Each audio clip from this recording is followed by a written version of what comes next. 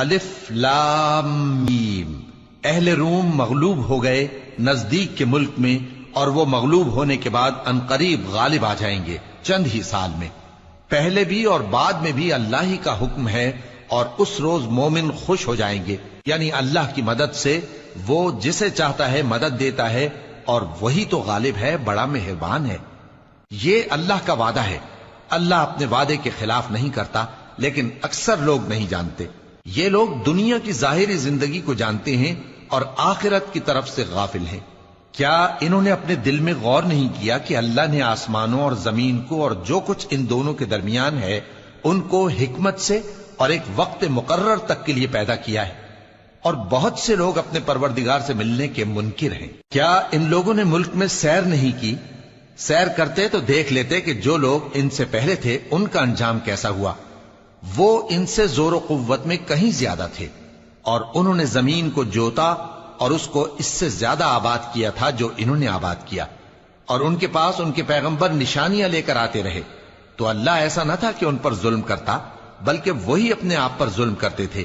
پھر جن لوگوں نے برائی کی ان کا انجام بھی برا ہوا، اس لیے کہ وہ اللہ کی آیتوں کو جھٹلاتے اور ان کی ہنسی اڑاتے رہے تھے۔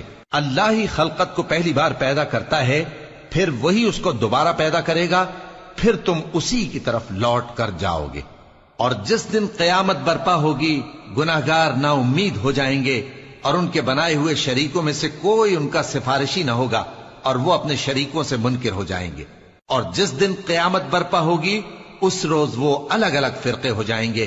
تو جو لوگ ایمان لائے اور عمل نیک کرتے رہے وہ بہشت کے باغ میں خوشحال ہوں گے، اور جنہوں نے کفر کیا اور ہماری آیتوں اور آخرت کی پیشی کو جھٹلایا وہ عذاب میں گرفتار کر کے لائے جائیں گے۔ تو جس وقت شام ہو اور جس وقت صبح ہو اللہ کی تسبیح کرو، یعنی نماز پڑھو، اور آسمانوں اور زمین میں اسی کی تعریف ہے، اور تیسرے پہر بھی اور جب دوپہر ہو اس وقت بھی نماز پڑھا کرو۔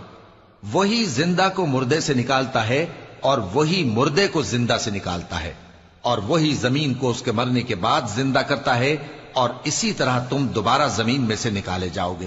اور اسی کی نشانیوں میں سے ہے کہ اس نے تمہیں مٹی سے پیدا کیا، پھر اب تم انسان ہو کر جا بجا پھیل رہے ہو، اور اسی کی نشانیوں میں سے ہے کہ اس نے تمہارے لیے تمہاری ہی جنس کی عورتیں پیدا کی تاکہ ان کی طرف مائل ہو کر آرام حاصل کرو، اور تم میں محبت اور مہربانی پیدا کر دی۔ جو لوگ غور کرتے ہیں ان کے لیے ان باتوں میں بہت سی نشانیاں ہیں۔ اور اسی کی نشانیوں میں سے ہے آسمانوں اور زمین کا پیدا کرنا، اور تمہاری زبانوں اور رنگوں کا جدا جدا ہونا۔ اہل دانش کے لیے ان باتوں میں بہت سی نشانیاں ہیں۔ اور اسی کی نشانیوں میں سے ہے تمہارا رات اور دن میں سونا اور اس کے فضل کا تلاش کرنا۔ جو لوگ سنتے ہیں ان کے لیے ان باتوں میں بہت سی نشانیاں ہیں۔